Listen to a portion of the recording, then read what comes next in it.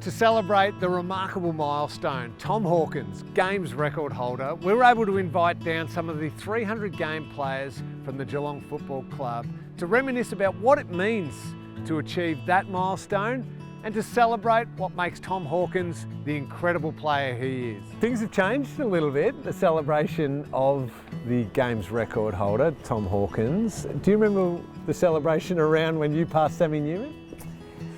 Yeah, I think there might have been one photograph on Thursday night just before training, right? So yeah, it certainly has, and so it should really. I think, but I can recall the function that I had over at the Lord of the Isles Hotel. That was organised by my wife, you know, sort of thing. So the club didn't really, I suppose, have as much input to my 300 game as they're having now, which is great to see here anyway. What goes into, from a club environment, to allow yourself to play 300 games, Tom Hawkins to play 350 plus games of football? What is needed around you to support the player? Yeah, I think culture is a word we all love to throw around, but when you really actually get it right, it can allow individuals to thrive, and you touching on how does it create longevity. And I think first and foremost, when you walk into Geelong Footy Club, within a week I think you know the standard. And what was great for me was I got to go every day, and you drove this, and it's not just trying to embarrass you, but you were one of the main drivers. It's pretty cool to go to a place where every single day every person's trying to get better, and it actually creates this environment where the individual starts to think, where can I get better, how can I improve? And it's just not on field, but it's off field. And you could see that with Tom. He's worked with Cam Mooney, works with Matt Scarlett, Harry Taylor, you know, all these great key position players that we've had. That competitive edge that Tom and I got taught was really, you know, we can thank our lucky stars that we arrived at Geelong at the same time with the people that we had around us. But it was, you know, to learn that now and to see Tom, you know, race up to the back line and tell him to start move the ball quicker out of there, you know, to still live on the edge of his seat, you know, that he has that, you know, edge about him in year 18. That's what I love about him, to be honest, and that's what I love as a supporter sitting back. Cam Mooney and Paul Chapman and Steve Johnson and James Podsie-Adley, and more recently Jeremy Cameron and Tyson Stengel and Brad Close and all these different players. You've had some remarkable talent around you, but I also personally feel like you've helped them and allowed them to shine to their very best.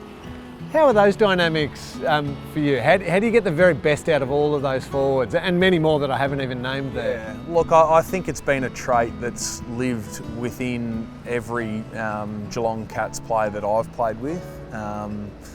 You know, it's there deep down in every one of them. But I've seen a lot of selfless people, and that can be, lots of selfless teammates, and that can be from a way of how you play, how you assist, how you pick people up, how you encourage, how you fit within a system, and to be specific, like with a salary cap system, with how AFL football's handicapped in terms of a monetary value. So I've seen so many people be so selfless throughout my time in footy.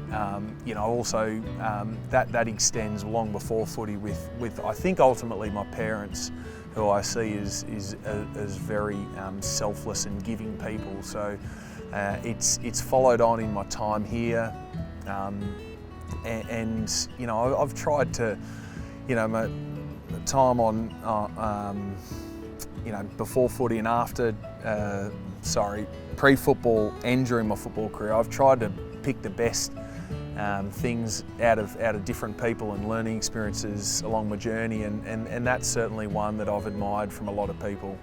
Oh, look, I think his ability to read the play and get in the right spot at the right time at the right moment. I think that in that first 10 metres or so, he's just got that ability to lose his player, and the great players in front of him made it so much easier for him, I suppose, hitting him on the chest. But strength is certainly one of his attributes in terms of what he's been able to do in the forward line now, because I think at one stage in his career they were using him as a ruckman, and it didn't work out as well, and when they sort of decided that, okay, he's going to be our full forward and he'll do a bit of ruck work up forward, his game even went to a new level.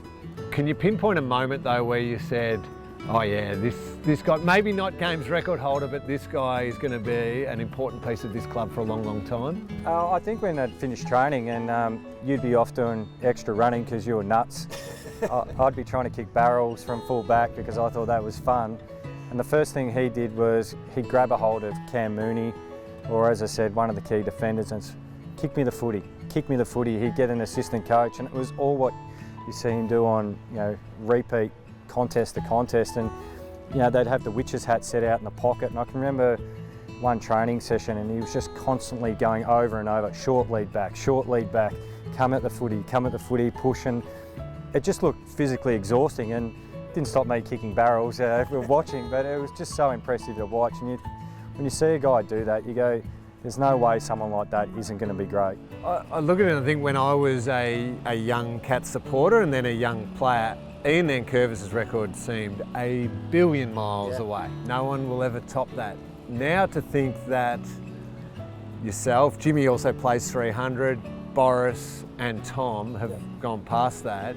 The 4 guys to reach the 300 game and 3 of them to obviously hold the record at different times, from the one team, or at least be teammates at some point, is a great reflection obviously of the environment and the team that the club's continued to build. Yeah, and we loved playing with each other. That year one for me, I still remember Bomber Thompson sitting us down in the room, and he kicked you guys out of the room. Anyone that had played under 50 games stayed within the room, and Dasher was playing in round 7 or 8, he was playing his 200th game. The 18th person for Geelong to ever do it. The club was 150 years old at that stage. Amazing milestone, and we just thought, geez, we'd love that to be us one day. And we've gone on to play a lot more, but it's not so much about that. It made us appreciate those milestone games, and now that we've been lucky enough to be a part of so many, the relationships are so strong. And I look down at Tom, and this 356 games has come about not by him counting them. He literally has got there by just enjoying his journey and making sure, whether it be a first game and the family have flown over from Perth and soaking all that in, or whether it's his kids running out with him through the banner, he's just loved the game.